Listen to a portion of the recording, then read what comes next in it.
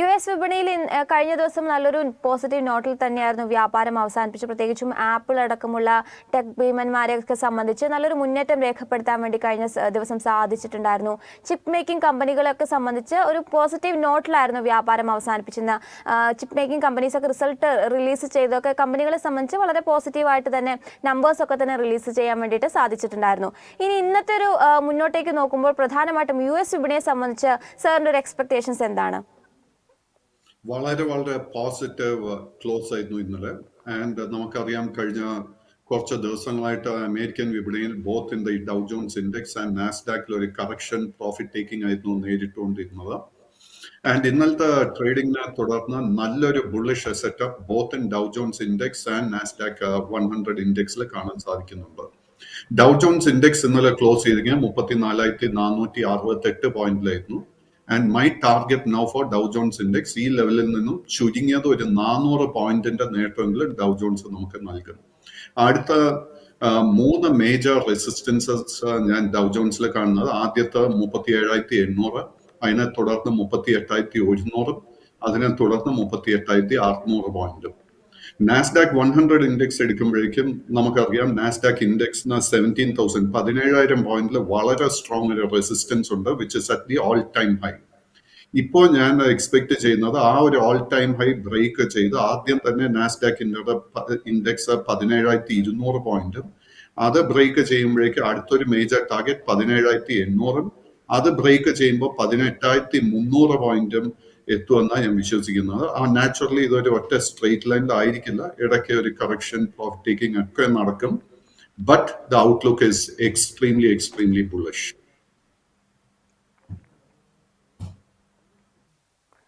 Commodity മാർക്കറ്റ്സിലേക്ക് നോക്കുന്ന സമയത്ത് ബ്രെന്റ് ക്രൂഡ് ഒരു ഫ്ലാറ്റ് ആയിട്ടുള്ളൊരു പ്രവണതയാണ് കാണിക്കുന്നത്. ബാരലിന് $79 എന്നുള്ളൊരു റേഞ്ചിലാണ് ഇപ്പോൾ മുന്നോട്ട് പോകുന്നത്. ബ്രെന്റ് ക്രൂഡിനെ സംബന്ധിച്ച് സാറിൻ്റെ ഒരു എക്സ്പെക്ടേഷൻസ് എന്താണ്? പ്രിയയ്ക്ക് അറിയാമല്ലോ, ഞാൻ കുറച്ച് ദിവസമായിട്ട് ബ്രെന്റിന്റെ കേസിലും ലൈറ്റ് സ്വീറ്റ് ക്രൂഡിന്റെ കേസിലും ഒക്കെ I becoming more and more bullish. And ഇന്ന് കഴിഞ്ഞ ആക്ച്വലി ഡിസംബർ മാസത്തിൽ $67 എത്തിയതിനു ശേഷം ലൈറ്റ് സ്വീറ്റ് ക്രൂഡിൽ നമ്മളൊരു നല്ല കൺസോൾട്ടേഷനാണ് കണ്ടുവരുന്നത്. ആൻഡ് ഓരോ ദിവസത്തെ ട്രേഡിംഗ് മുന്നോട്ട് പോകും തോറും നമുക്ക് കാണുന്നത് ബുൾസിന്റെ ശക്തി കുറച്ചും കൂടെ ബെറ്ററായി വരുന്നതായിട്ടാണ് കാണുന്നത്. ഇന്നല്ലെങ്കിൽ അടുത്ത ആഴ്ച തുടക്കത്തിൽ തന്നെ ഞാൻ ക്രൂഡിന്റെ കേസിൽ I am expecting a break out. And break out light sweet ക്രൂഡിന്റെ കേസിൽ നമ്മൾ ശ്രദ്ധിച്ചിരിക്കേണ്ട ഇമ്പോർട്ടന്റ് റെസിസ്റ്റൻസ് $75. $75 റെസിസ്റ്റൻസ് ബ്രേക്ക് ചെയ്ത് കഴിഞ്ഞാൽ അടുത്തൊരു മേജർ റെസിസ്റ്റൻസ് ഫേസ് ചെയ്യാൻ പോകുന്നത് $79 $79 റെസിസ്റ്റൻസ് ബ്രേക്ക് ചെയ്യപ്പെട്ടാൽ long term trend for crude will again become bullish. അപ്പോൾ തന്നെ ഗോൾഡിലേക്ക് നോക്കുന്ന സമയത്ത് ഇപ്പോൾ ഔൺസിന് 2023.33 എന്ന റേഞ്ചിലാണ് മുന്നോട്ട് പോകുന്നത്. ഗോൾഡിലുള്ള സാറിൻ്റെ ഒരു മുന്നോട്ടേക്ക് ശ്രദ്ധിക്കേണ്ട ലെവലുകൾ ഏതൊക്കെയാണ്? ട്രേഡിംഗ് ഇന്നലല്ല മെഞ്ഞാന്നത്തെ ട്രേഡിംഗിൽ ആക്ച്വലി $240 സപ്പോർട്ട് ബ്രേക്ക് ചെയ്തതോടെ ഗോൾഡിന്റെ short term trend had become bearish. So സ്വർണത്തിൽ തിരിച്ചൊരു ബുള്ളിഷ്നെസ്സിലോട്ട് വരുന്നെങ്കിൽ സ്വർണം $260 റെസിസ്റ്റൻസ് ബ്രേക്ക് ചെയ്യണം. അറ്റ് ദ സെയിം ടൈം ഇനി നമുക്ക് ഇമ്മീഡിയറ്റ് ആയിട്ട് ശ്രദ്ധിച്ചിരിക്കേണ്ട 2 സപ്പോർട്ട് ഏരിയ. ആദ്യത്തെ 1990, അതിനെ തുടർന്ന് $1970. ആഭ്യന്തര വിപണിയിലേക്ക് വരുന്ന സമയത്ത് കഴിഞ്ഞ ദിവസം 21,414 എന്ന റേഞ്ചിലായിരുന്നു വ്യാപാരം ആരംഭിച്ചത്. തുടർന്ന് ഇന്നലത്തെ ഒരു സെഷനിൽ 21,200 എന്നുള്ള 285, 21,300 എന്നൊരു ലെവലും കൈവിടുന്ന ഒരു സ്ഥിതിയിലേക്ക് ഇൻട്രാഡേ ലോ പോകുന്ന ഒരു സ്ഥിതി വിശേഷമുണ്ടായിരുന്നു. അവസാന നിമിഷങ്ങളിൽ 109 പോയിന്റിന്റെ ഒരു ഇടിവോടുകൂടി 21,462 എന്ന റേഞ്ചിലാണ് വ്യാപാരം അവസാനിപ്പിച്ചത്. HDFC ബാങ്ക് ആണെങ്കിലും LTI മൈൻഡ്രീം ഒക്കെ തന്നെ കനത്ത ഇടിവിൽ തന്നെയായിരുന്നു വ്യാപാരം അവസാനിപ്പിച്ചത്. പ്രത്യേകിച്ചും LTI മൈൻഡ്രിയുടെ കേസിൽ ഓൾമോസ്റ്റ് ഒരു 11% ഒരു ഇടിവ് രേഖപ്പെടുന്ന ഒരു സ്ഥിതിവിശേഷമാണ് കാണാൻ സാധിച്ചത്. ഇന്നിപ്പോൾ പ്രധാനമായിട്ടും നിഫ്റ്റിയെ സംബന്ധിച്ച് മുന്നോട്ടേക്ക് ശ്രദ്ധിച്ചിരിക്കേണ്ട ലെവലുകൾ ഏതൊക്കെയാണ്?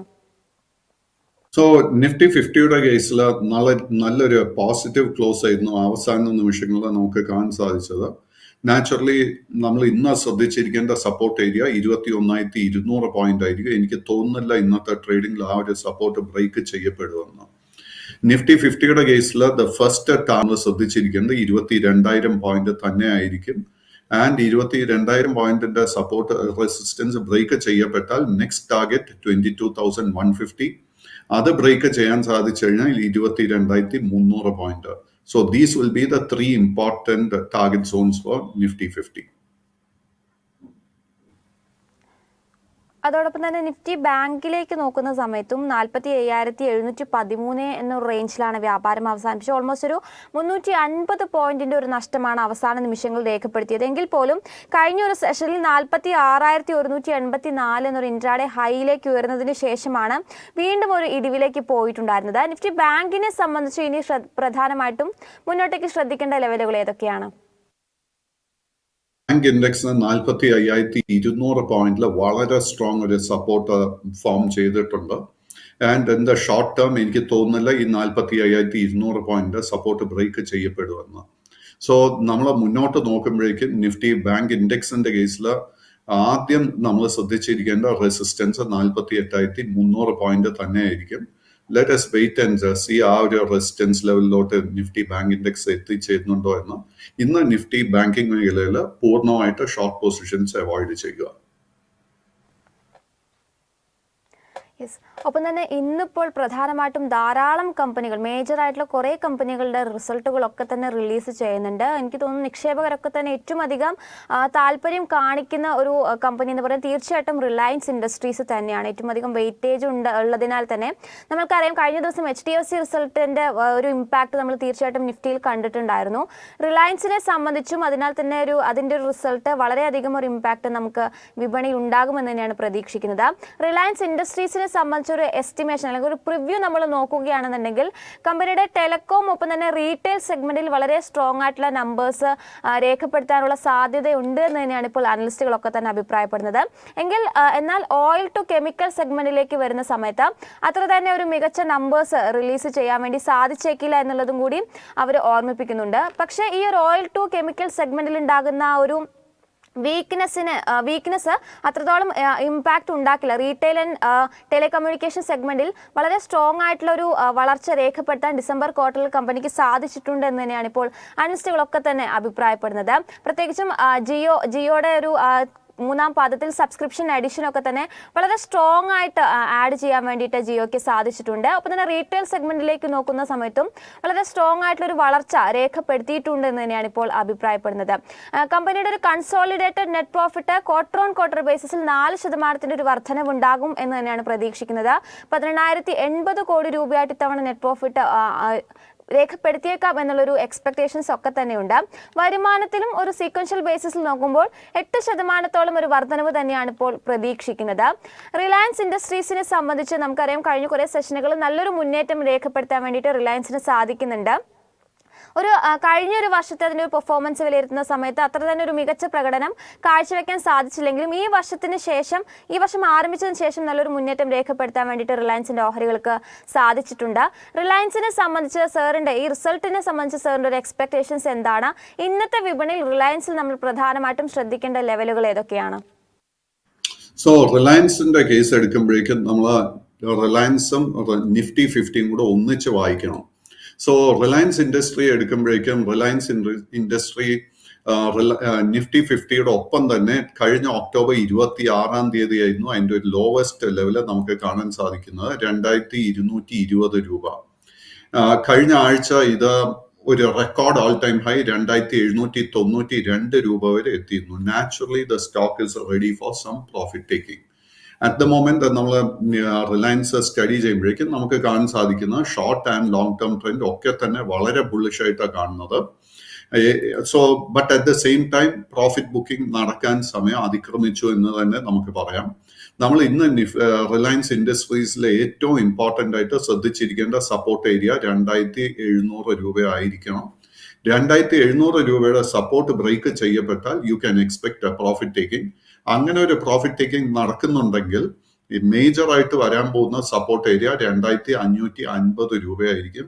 എനിക്ക് തോന്നുന്നില്ല റിലയൻസ് ഇൻഡസ്ട്രി 2,550 രൂപയുടെ സപ്പോർട്ട് ബ്രേക്ക് ചെയ്യുമെന്ന്.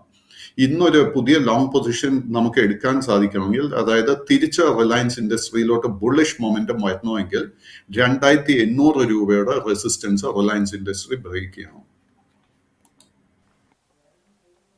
യെസ്.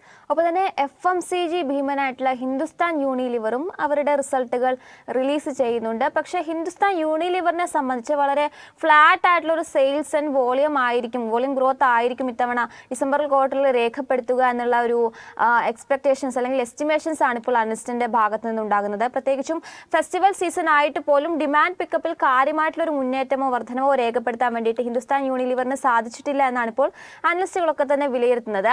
കമ്പനിയുടെ പ്രോഫിറ്റ് നോക്കുമ്പോഴും ഒരു ഫ്ലാറ്റ് ആയിട്ടുള്ള ഒരു നോട്ടിൽ 2678 കോടി രൂപയായേക്കാം എന്നുള്ള ഒരു അനുമാനത്തിലേക്ക് അനലിസ്റ്റുകൾ എത്തുന്നുണ്ട്. വരുമാനം നോക്കുമ്പോഴും ഒരു 15414 എന്ന റേഞ്ചിൽ ഒരു ഫ്ലാറ്റ് നമ്പർ തന്നെ ആയിരിക്കും റിസൾട്ട് റിലീസ് ചെയ്യുക എന്നുള്ളൊരു എക്സ്പെക്ടേഷൻസ് ആണ്.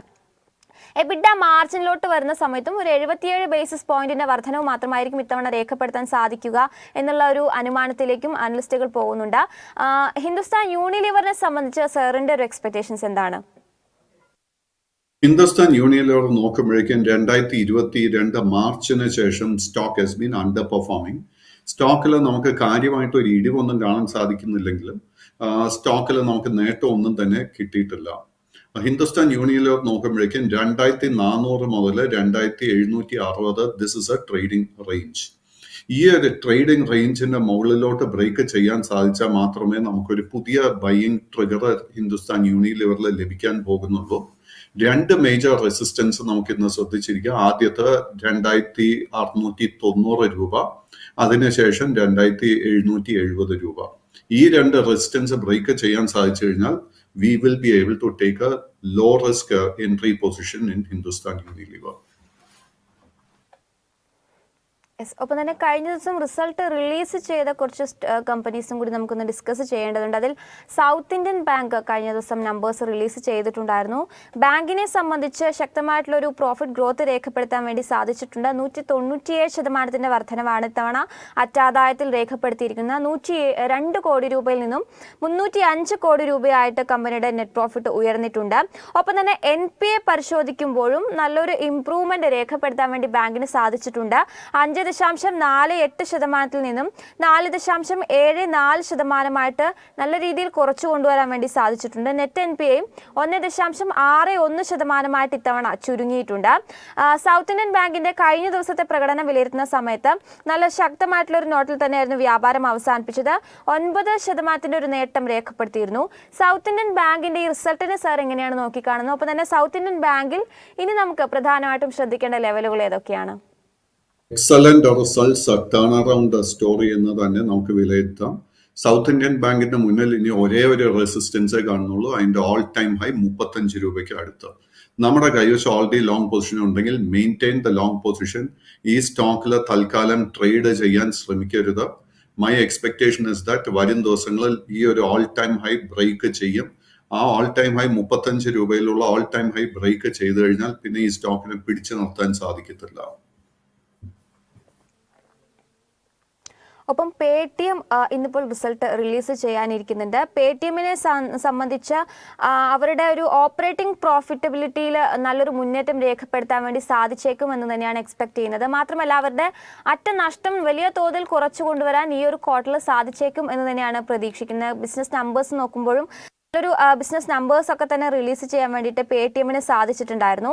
കഴിഞ്ഞ ദിവസം പേടിഎമ്മിൻ്റെ ഒരു പ്രകടനം വിലയിരുത്തുന്ന സമയത്ത് 2% ഒരു മുന്നേറ്റം രേഖപ്പെടുത്തിയിട്ടുണ്ടായിരുന്നു. 751 രൂപ എന്ന റേഞ്ചിലാണ് പേടിഎം വ്യാപാരം അവസാനിപ്പിച്ചിട്ടുണ്ടായിരുന്നത്. പേടിഎമ്മിനെ സംബന്ധിച്ച് സാറിൻ്റെ ഒരു എക്സ്പെക്ടേഷൻസ് എന്താണ്? അപ്പം തന്നെ പേടിഎമ്മിൽ പ്രധാനമായിട്ട് നമ്മൾ ശ്രദ്ധിക്കേണ്ട ലെവലുകൾ ഏതൊക്കെയാണ്? പേടിഎമ്മിന്റെ കേസിൽ നമുക്ക് കാണാൻ സാധിക്കുന്ന ഡിസംബർ മാസത്തിൽ ഈ സ്റ്റോക്കിൽ വലിയ തോതിൽ ഒരു സെൽ ഓഫ് നടന്നു. ഫ്രം 920 റുപ്പീസ് ഈ സ്റ്റോക്ക് 600 രൂപ വരെ താഴോട്ട് വന്നിരുന്നു. അതിനുശേഷം കഴിഞ്ഞ 3-4 ആഴ്ചകളായിട്ട് we are seeing a good recovery. But പേടിഎമ്മിന്റെ കേസിൽ short and long term trend നിലവിൽ ബെയറിഷായി തന്നെ തുടരുന്നു. സ്റ്റോക്കിന് 800 to 840, 800 മുതൽ 840 ആ റേഞ്ചിൽ വളരെ സ്ട്രോങ് ഒരു റെസിസ്റ്റൻസ് കാണുന്നുണ്ട്. ആ ഒരു റെസിസ്റ്റൻസ് ബ്രേക്ക് ചെയ്യാൻ സാധിച്ചാൽ മാത്രമേ ഷോർട്ട് ടേം ട്രെൻഡും ലോങ് ടേം ട്രെൻഡും ബുള്ളിഷായി മാറാൻ പോകുന്നുള്ളൂ. Today avoid any kind of position in Paytm.